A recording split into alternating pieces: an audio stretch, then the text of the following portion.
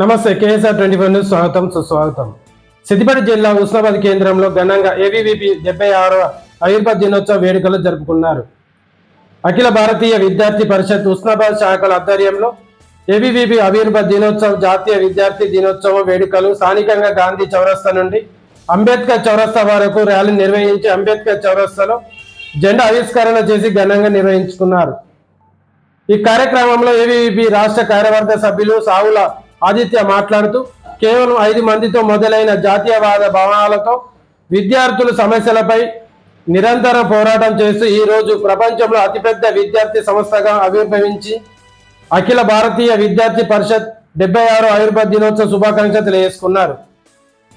ఈ కార్యక్రమంలో నగర కార్యదర్శి రాకేష్, నగర ఉపాధ్యక్షులు రాజేష్, రాజు, నగర సంయుక్త కార్యదర్శి Charan, Rahul, SFT convener Santosh, social media convener Bhanu, Mandeep, Kavya, సాహిత్య, సంజయ్, విద్యార్థులు పాల్గొన్నారు. చూస్తూనే ఉండండి మరిన్ని అప్డేట్ కోసం కేఎస్ఆర్ 24 న్యూస్.